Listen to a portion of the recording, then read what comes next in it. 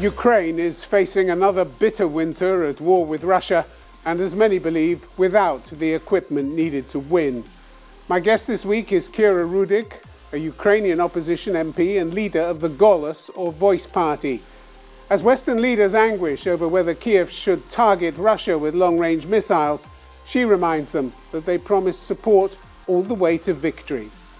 So how crucial are these weapons to Ukraine's survival, and just how distant does victory look? Kira Rudik, welcome to Conflict Zone. Thanks for making time for us. Hello, Tim. Thank you so much for having me. 2 months ago, President Zelensky appealed to European leaders to stay united and not betray Ukraine. Are you being betrayed by the West? I think it would be unfair to say that we are betrayed, but also we need to be very clear that every day of the time of the delay, when political promises are not becoming the weapons in the hands of our soldiers, every day of this delay we are paying for with the lives of our people. And we want to be very clear when we are talking to our friends and allies in the West that there is no time to wait. There's no time to make the decisions that are so much needed here, because we don't know if we will be here tomorrow. Zelensky seems now clearly to doubt the West's resolve to stay the course. Do you share his doubts? No, I am still optimistic. I know there will be many things that will change depending on who will be sitting in the White House. And it is, of course, a very important matter, and it will have an influence. But there is another side, is that European leaders understood that they need to strengthen Europe. And I think this decision is one of the most important and will have a huge influence on how the war will go from now on. And we are really, really supportive of that. It's time for the leaders of the West to wake up to the point that Russia and China and Iran and North Korea, they are getting ready for a bigger war. And we right now are just the front line. We're trying to hold off the hordes from the east that are coming. And this is why it is so important that the European leaders and the leader of the Great Britain will start working on building up the defense right now. And when you tell them this, what is their response? Well, it's usually that they understand, but the bureaucracy is so strong, and the time, and we need to be cautious to make some decisions.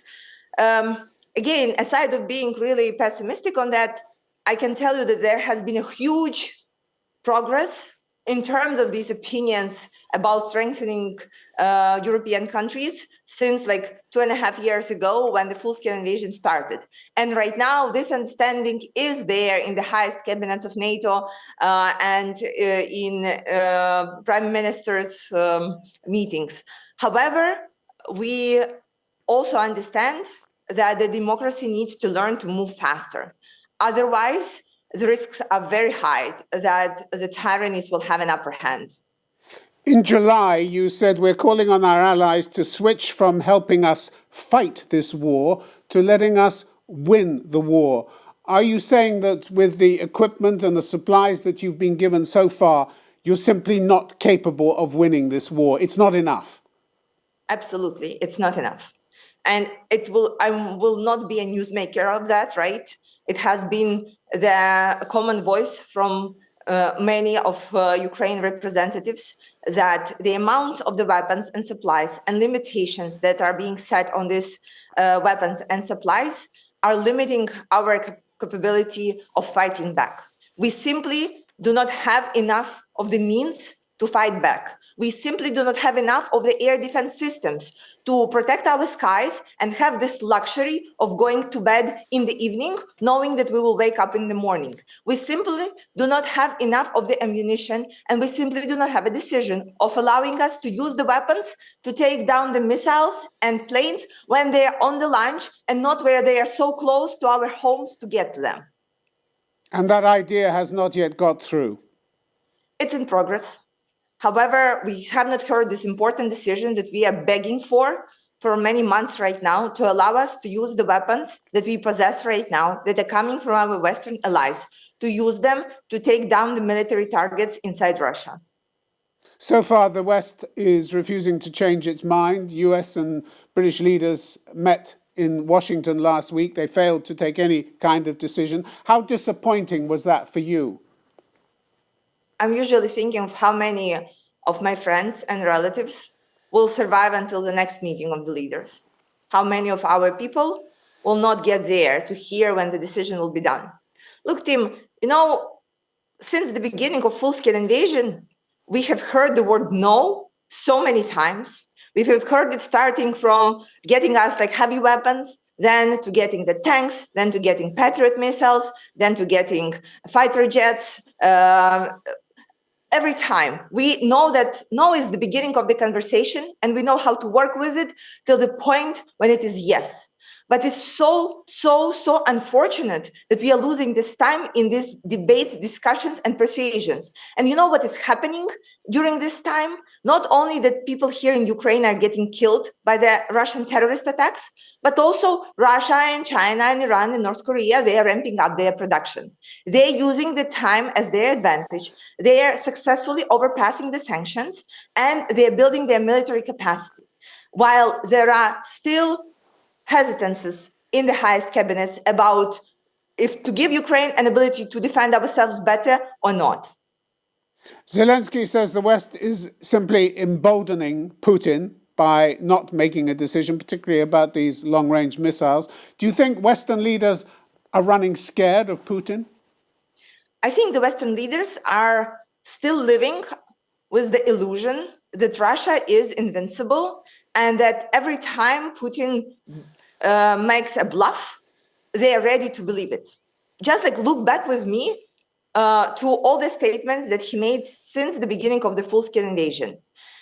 Every single time he was using his propaganda to stop the Western leaders of providing Ukraine with additional weapons and support.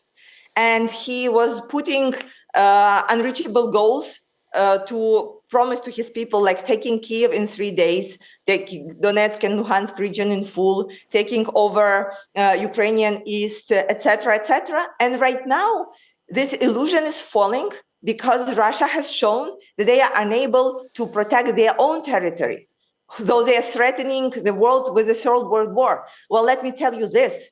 They are very effective at the terrorist attacks. They're effective at terrorizing us and killing us constantly. But what they are not so good at is actually fighting their full-scale war.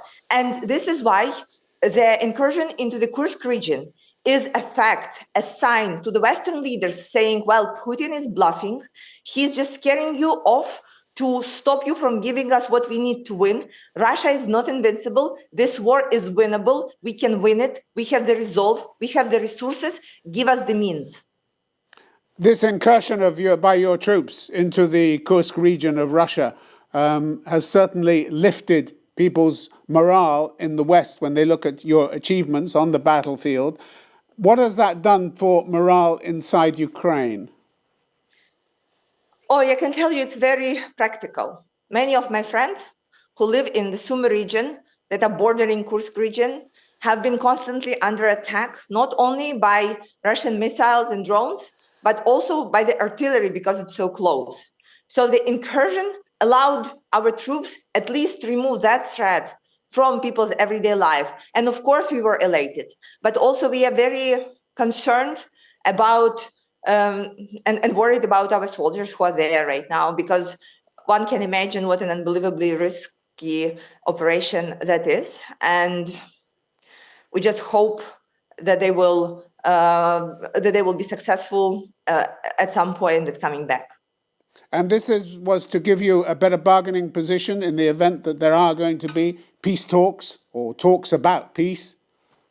Well, I think, Tim, it's a little bit different than that. Well, first of all, President Zelensky was very clear that we are not trading our territories. But there were certain countries like China who provided their plan that is called peace plan, and that had some points which say, well, we will accept things as they are, meaning that the conflict will be frozen and the territories will remain, certain territories will remain occupied. What I think the incursion into Kursk did is moved away this plan from the table, because freezing where they are right now means that Russia also loses something. And I don't think that any leader in the world is ready to come in and try to negotiate this with Putin. Before we leave the subject of the long-range missiles, can I just get from you an assessment of how critical you think they are in terms of your survival, your independence? Well, what happens if you don't get these long-range missiles? Well, you have some of them already, but if you're not allowed to use them on targets in Russia? We are facing a blackout during the winter if we are not getting the ability to take down Russian military targets. Look, during the last 2 years and intensifying this year, Russia has been deliberately targeting our critical energy infrastructure.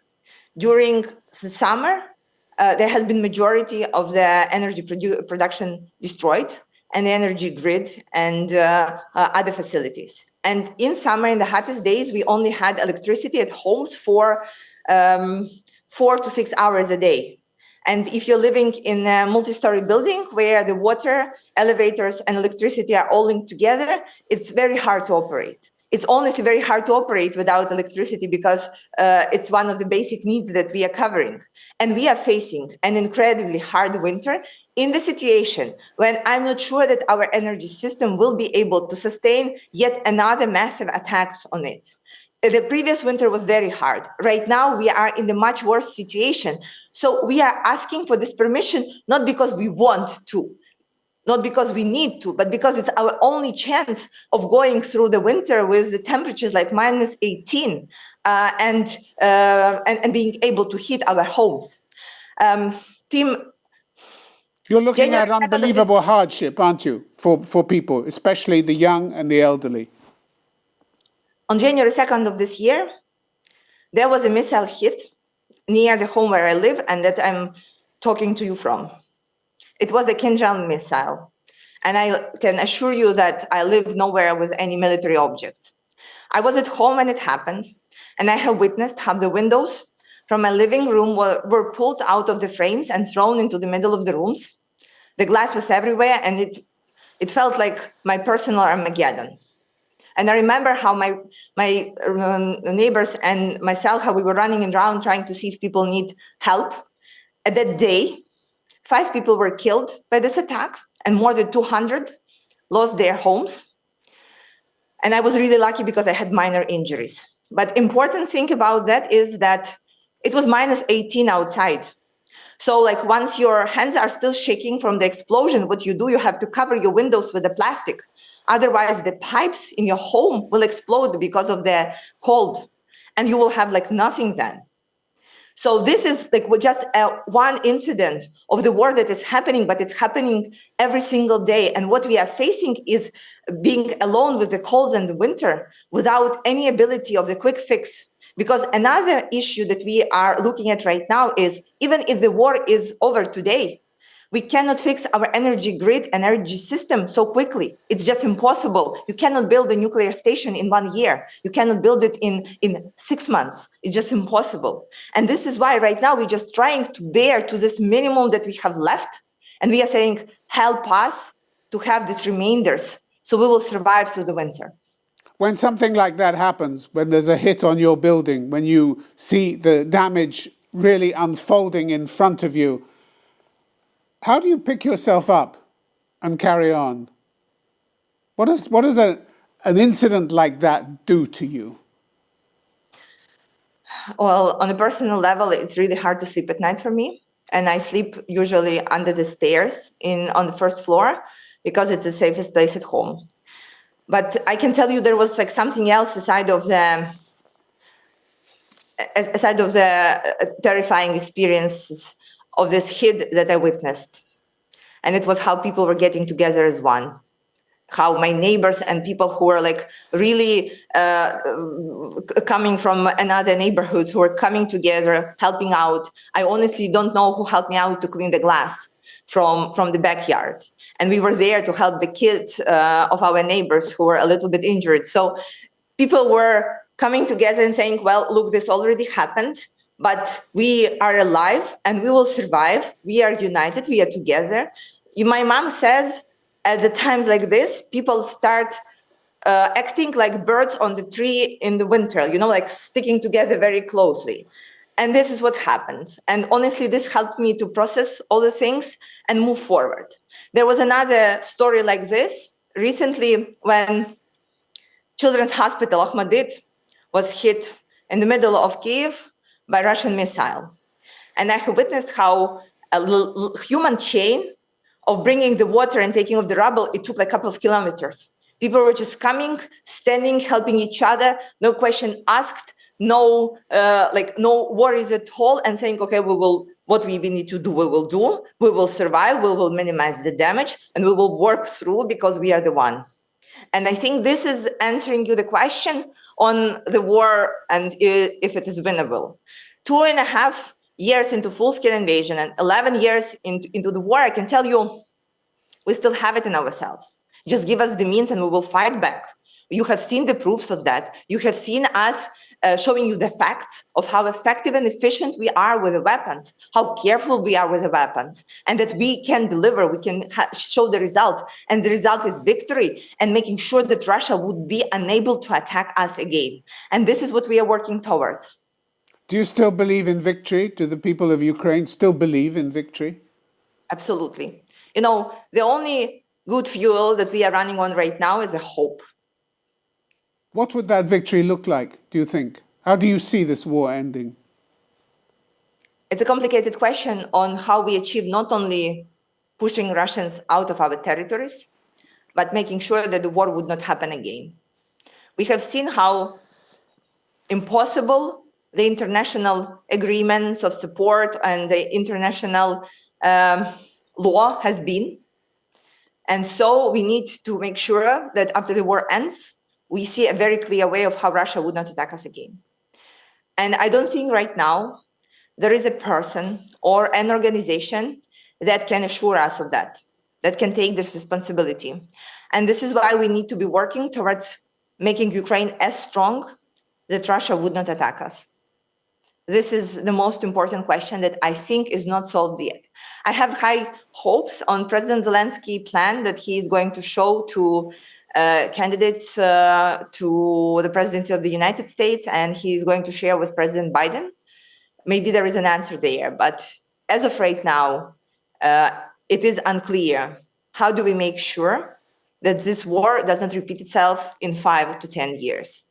Let's talk about the US and the role of the US in this war. President Zelensky said last month that your victory depends mostly on the support of the United States.